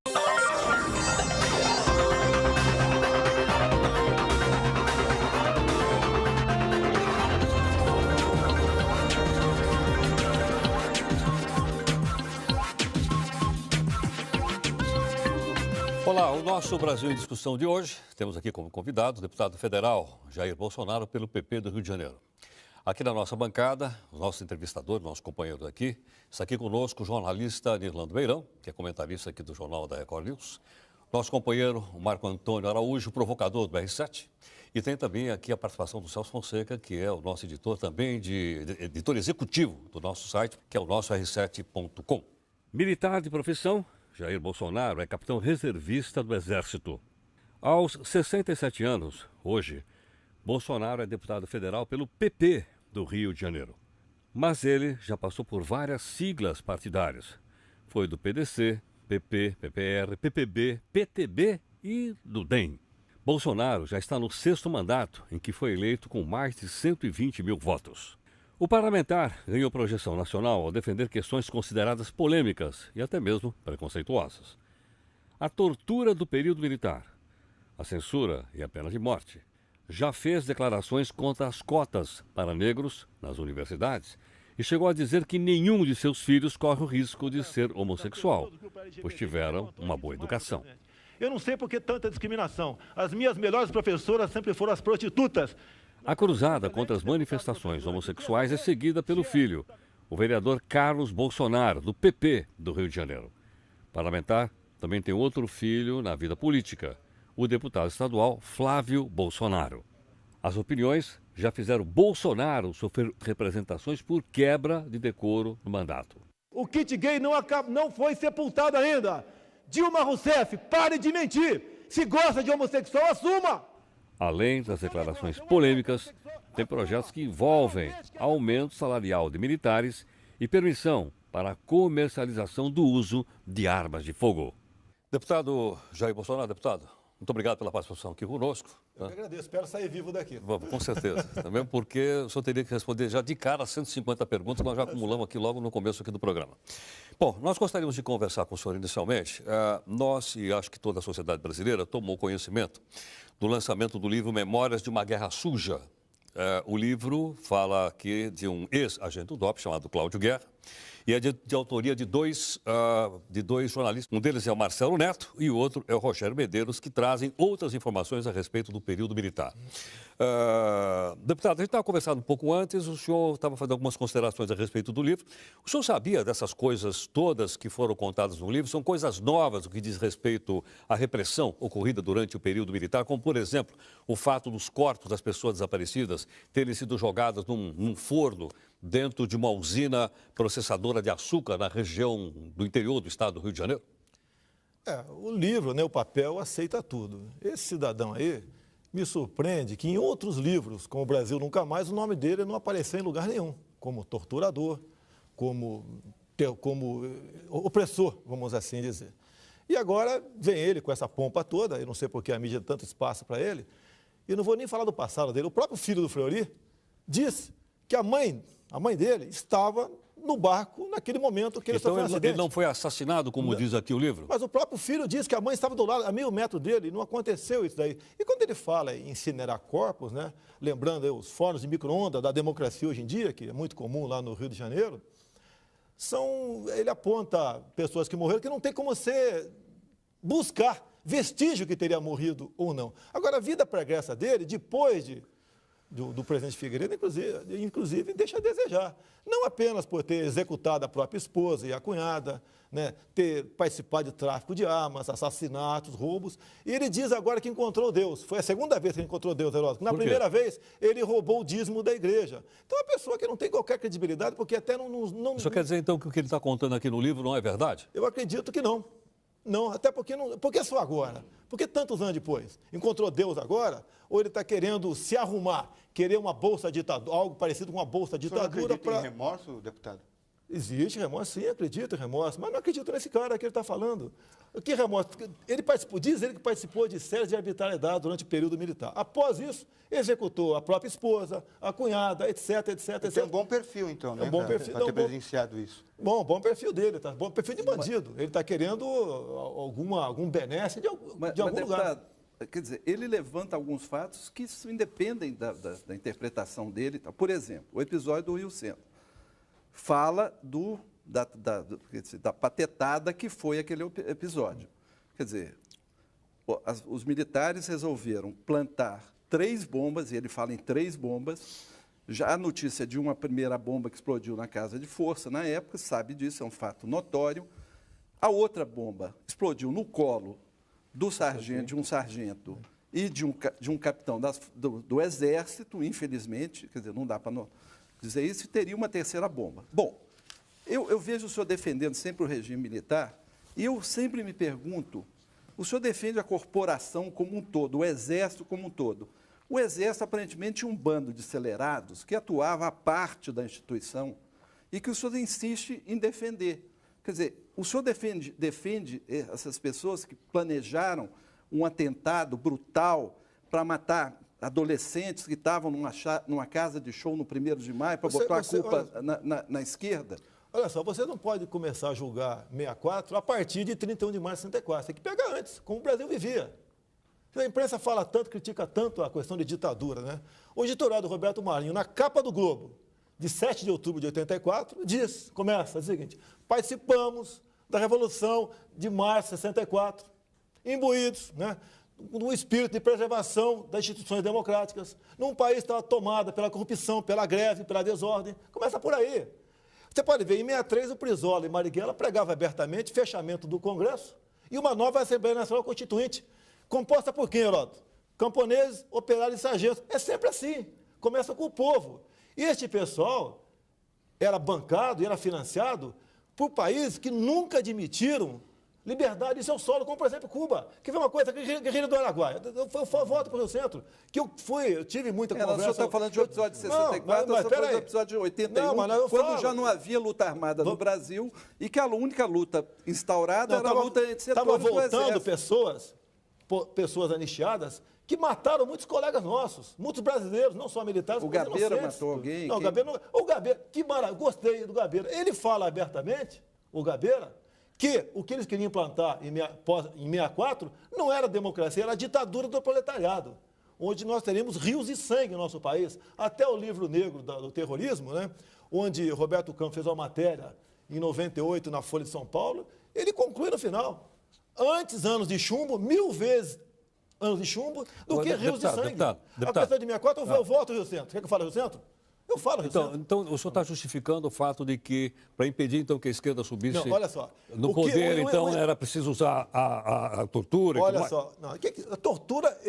Eles treinaram em Cuba, o pessoal da esquerda. Antes de 64, o PCdoB já mandava a gente para a Academia Militar de Pequim, para treinar o quê lá? Para aprender o quê lá? Deputado, o governo militar torturou? Sim, torturou. Sim, e aí? Sim, e daí? O senhor concorda com essa tortura? A tortura é uma arma de guerra. Como eles nos torturaram. Então vocês são muito parecidos, é isso, deputado? Olha, eles provocaram. Nós não fomos no Vale do Ribeiro em primeiro lugar. Nós não fomos no Paraguai em primeiro lugar. Quando você tem que entender uma coisa. Você vê, por exemplo, militares norte-americanos urinando em cima de gente, fazendo certos abusos. Uma autoridade ali, naquele momento, sequer repreendeu, fala que vai denunciar o soldado e pode até morrer. Então, guerra é guerra. Guerra é guerra, tá certo? E eles entraram na guerra. Eles perderam, graças a Deus, eles perderam em 64 e depois foram para a luta armada, financiado, repito, por países que nunca admitiram liberdade em seu solo. E, graças a Deus, nós conseguimos... Ação que a história não vai fazer julgamento de ninguém. Não, esse 7... Não, eu estou dizendo esse 7 já foi balão de ensaio. Isso aqui é uma fonte, existem outros. Balão de ensaio nessa comissão da verdade. Nilmar Miranda, a filha do Rubens Paiva. Olha, eu conheci a filha do Rubens Paiva. Eu sou do Vale do Ribeiro, eu sou de Eldorado Paulista. A família Paiva tinha uma fazenda enorme chamada Caraitá, em Eldorado. Em 1970, o Lamarca se alojou próxima à divisa da fazenda do Rubens Paiva, indicado por ele. E depois, quando ele foi descoberto, a suspeita caiu em cima de que o Rubens Paiva teria, mediante tortura, denunciado aquela situação. Tanto é que o Lamarca, quando passou em Eldorado, ele passou, feriu 3 soldados, feriu uma mulher e fugiu, foi morrer na Bahia em 71. E o Rubens Paiva também em 71. Então o Rubens Paiva também estava envolvido na guerrilha, estava dando apoio à luta armada do nosso país e vivia inclusive, no Chile. Você quer esperar o quê dessa gente? Com o fato de ter sido morto em tortura. Olha só. E ter sumido no O cadáver. Rubens Paiva estava jurado, ia ser justiçado pela esquerda da VPR do Lamarca. Aí vocês foram e fizeram o serviço, então. Mas o que é fazer serviço? Eu não Olha entendi só, o que é fazer seu serviço? argumento. Que argumento? Que o Rubens Paiva tinha ligação com o Lamarca. O que o Ia Lamarca ser morto pela Isso esquerda, justifica- ele foi lá e fez Mas serviço. vocês querem dizer que execução. é a mesma coisa que dizer que os traficantes, por aí, quando morrem em combate com a polícia, nós temos que punir o policial militar. É a mesma coisa. Vocês falam em presos políticos. Preso político tem em Cuba e ninguém faz nada. Deputado, o senhor acha que cometeu barbaridades, como, por exemplo, torturas, tem que responder permanentemente e o crime de tortura não pode ser anistiado? Olha, a tortura passou a ser captada de lei há pouco tempo, né? Agora, o PT agora está pensando em criminalizar o terrorismo. Só com um detalhe, acredite se quiser. O grupo 16 juristas que estão fazendo esse trabalho no Senado, então, se nós aqui, fomos agora no aeroporto aqui, tocar fogo num avião, ou invadir uma fazenda de experimentos aí, de transgênicos, nós começamos com 8 anos de cadeia. Agora, se for o MST, Deputado, a via campesina, não. Eu pergunto uma coisa, você está respondendo mas, outra. Heródoto, eu estou falando, Está respondendo outra, eu estou As- falando da... As pessoas que querem a verdade são as pessoas que... Não, então eu vou voltar à pergunta. Sim. O senhor acha que pessoa que cometeu crime de tortura tem direito a ser anistiado ou não tem anistia para quem A cometeu? partir de agora, não. Capitado em lei. Se não me engano, 98. É a sua opinião. Mas deputado. isso, do ponto de vista internacional, legislação Não, mas espera internacional, isso é aí. um crime hediondo, Mas se não é assim- no Brasil, se é assim- no mundo Se inteiro. assim o americano colaborou com o regime militar aqui, Exatamente, colaborou sim. com, Eu com queria a saber Argentina, disso. e eles querem nos julgar agora? O know-how da tortura brasileira é brasileiro Não. ou é americano? Não, cubana. Cubana. É chinesa. Mas não vieram americanos Veio- aqui. veio- Tava o olha exército só. brasileiro? O senhor Olha só, não é palavrão que eu falar aqui não, pelo amor de Deus. Tá? Entre as técnicas cubanas, tem a merdaca, ou seja, afundar preso em merda. Tá ok? Isso sempre se praticou em Cuba. Sempre. Em 82 foram os 200 últimos fuzilamentos em massa em Cuba. E esse pessoal que quer a verdade é o pessoal que admira Fidel Castro. O Lula há pouco tempo falou que Fidel Castro é um exemplo, modelo superior de conduta ética. Ele falou que na Venezuela pode faltar tudo, menos O democracia. senhor só defende, o senhor Não. sempre usa o erro do outro, defende o Olha, outro para justificar o seu. guerra é guerra. Se nós fôssemos complacentes, como a Colômbia foi com os seus guerrilheiros, teríamos hoje no coração do Brasil uma FARC, como a Colômbia tem lá. Então é guerra. Você não tem como. Eu fico chateado muitas vezes quando eu vejo aí armas, por exemplo, o policial militar achando que o policial militar não pode ir desarmado para casa, que a arma dele tem que ser não letal, etc. E o vagabundo está com fuzil. Como que o senhor participou dessa guerra? O senhor já era militar? Não, o eu senhor entrei era no Exército em 1973, Tá. Escola Preparatória de Cadetes em Campinas. A minha colaboração, no caso Lamarca, é que eu morava em Eldorado Paulista, ouvi os tiros dele, e quando o Exército acampou às margens direitas do Rio Ribeira de Guape, eu me aproximei do acampamento e conversava, dava dica, era palmiteiro. Eu raramente usava um alpargatas aqui, um bamba moral, um roda, e colaborei nesse sentido com o pessoal. Inclusive, lá, devo a eles, né, um ICAM, um panfleto sobre instrução de concurso. Foi aí que o eleição senhor e se matrícula. encantou pelo Daí Exército? eu entrei, eu me apaixonei pelo Exército Brasileiro. Deputado, o senhor acha que dá uma boa contribuição à democracia brasileira, defendendo, obviamente, algumas posições polêmicas, porém respeitáveis? Todos nós aqui respeitamos as suas opiniões, obviamente, ainda que a gente não concorda, mas estamos respeitando.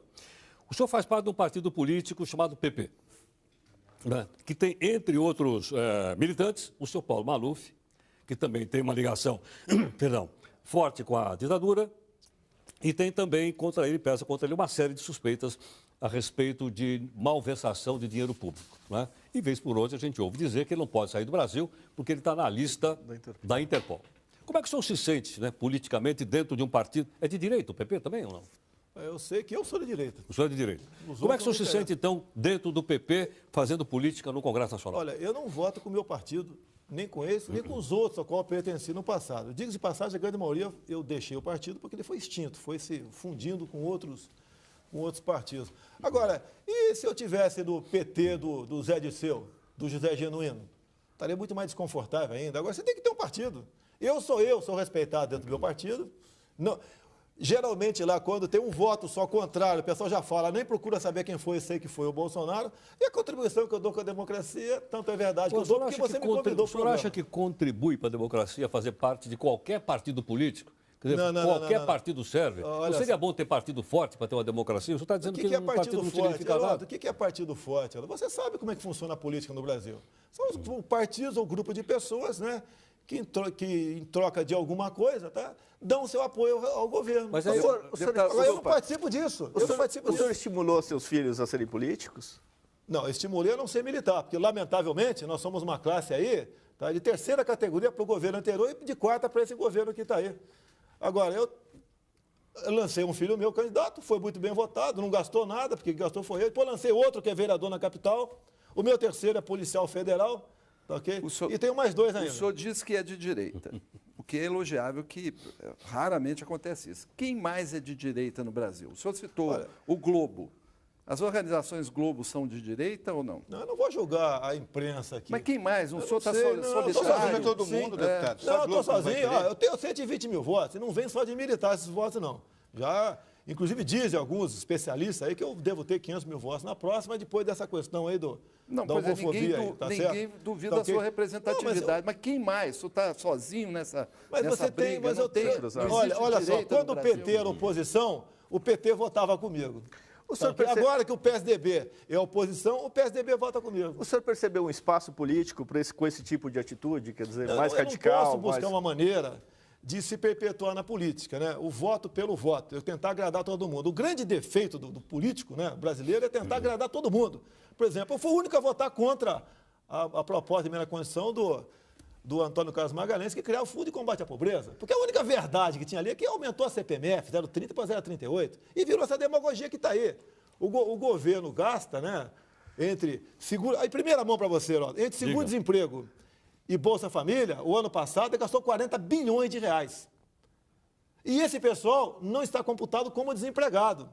E tem aumentado esses custos, esses discursos. Então, isso aí é tudo cabresto, voto de cabresto para o governo. Se eu der R$20 para você votar em mim nas eleições, eu posso perder meu registro, ser cassado. Agora, o governo dá para 10 milhões de famílias de forma vitalícia. Agora, deputado, 40 bilhões por ano e tudo bem. Como é que um programa como esse, que o senhor acabou de criticar, é reconhecido internacionalmente por outros países do mundo como uma forma de redistribuição de renda e responsável por tirar uma quantidade enorme da população brasileira que estava abaixo da linha da pobreza e colocar acima da linha da pobreza? Mas é lógico que a comunidade internacional bate palmas, aplaude. Nós aqui não investimos em educação. O senhor preferia a gente investe aqui em acomodação. O senhor preferia que não existissem esses programas? Tem que ser temporário.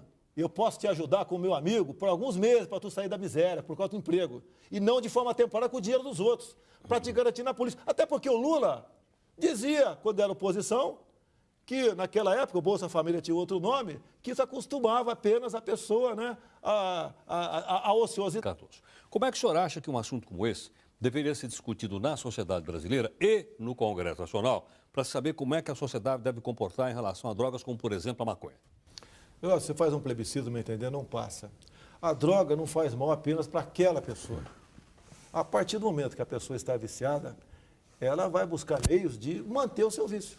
E a grande maioria, os meios vai ser onde? Roubos, furtos, e toda a sociedade vai perder com isso aí. O senhor acredita que existam drogas e drogas? Drogas recreativas, drogas mais potentes? Não, eu não tenho mais ou menos homossexual para mim, não, né? Sem querer voltar ao assunto aqui. É uma obsessão. Tá, é uma obsessão. Não vai ter mais ou menos gay, mais ou menos grávida, você não vai ter. A porta de entrada para todas as drogas é maconha. E o álcool? Olha, eu não sei, eu não bebo. Mas nem isso, não deputado? Bebo. Não, a minha cota é uma cerveja por mês. Uma tacinha de vinho? De vez em quando, sim. Não bebo. O senhor faria uma lei seca, então, total? Assim, não. Inclusive, essa questão da lei seca, na reforma do Código Penal, querem propor o índice zero. Zero, sabe? Não, pelo amor de Deus. Até um padre pode ser preso após a missa quando toma um gole. Duas vezes concordar com o senhor, eu vou embora. Não pode. E você pode ver que a intenção, né, é igual quando o Código de Trânsito veio à tona aqui, aquela onda toda, a violência continua no trânsito, e basicamente o quê? A indústria da multa.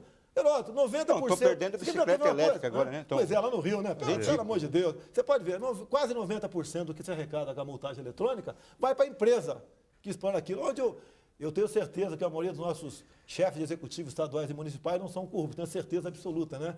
Mas se quiser, está uma corrupção, o risco zero de ser detonado ali, zero. Mas o senhor conhece estudos que provam, são estudos sérios, que provam que a maconha tem fins medicinais. Sim, tem esse Não é caso, sim. discutível. Quer dizer, nem aí, Sim, nem sim. para ajudar a diminuir a dor de uma pessoa. Sim, tudo bem, pode usar para esse fim, como na guerra você usa, se não me engano. O senhor aí, está a fraquejando. usa deputado. morfina, na casa de guerra você usa morfina, é comum, cara, usar isso aí, tem que usar. Deputado, o senhor falou de corrupção. Qual é a sua expectativa para essa CPI que está se esboçando agora? Assim? Olha só, eu acho que o governo, né, o país, tem uma chance ímpar numa CPI. Porque foi quebrado o sigilo de um telefone que, eu não vou dizer imexível, como o Magre aqui, mas ingrampeável. Tá? A certeza daquele grupo Nextel é que aquele telefone era risco zero de grampo. E a partir do momento que você quebra aquele sigilo, você abre todas as ligações que ele fez. Agora, eu não acredito que ela chegue ao bom termo. Porque o que querem agora? Apurar o caso, a vida do Cachoeira. O Cachoeira está resolvido, tudo contra ele foi levantado. Nós temos que ver agora as ramificações dele. E talvez o PT, para atingir o Marconi Perillo, tá certo? Entregue aí, o que é comum por parte da esquerda, né, pela causa, justiçar, entregar aqui a própria sorte, o Agnello lá em Brasília.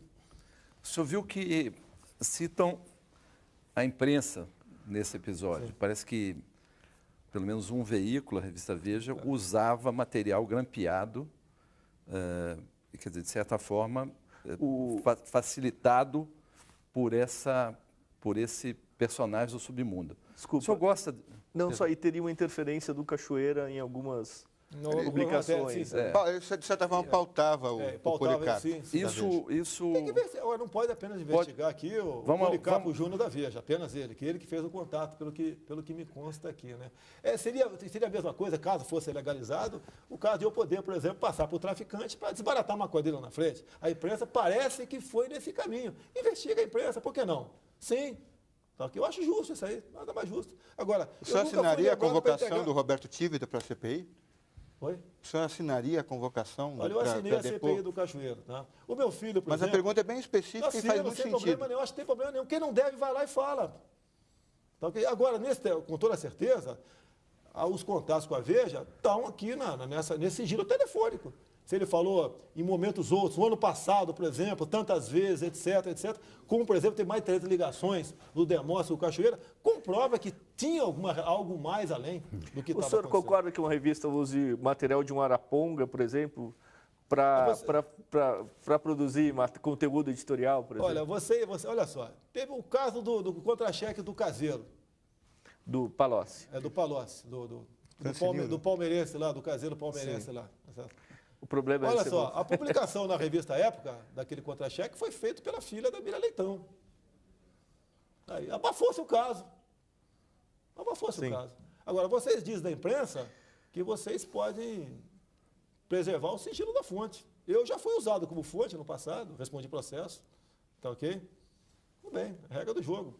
Agora, eu acho também, por outro lado, para onde chegou, parabéns à revista Veja. Em que sentido? Dispor, abrir, botar esse câncer para fora. A CPI do Cachoeira não fez parte de nenhuma grande reportagem da revista Veja. No auge da CPI do Cachoeira agora, a capa era sobre o mensalão. Olha que coisa mais extemporânea. Tudo bem. Então, e o Santos Sudário também, né? Aí, tudo bem. Tá, okay? Mas veio à tona esse caso, né? Veio à tona. Né?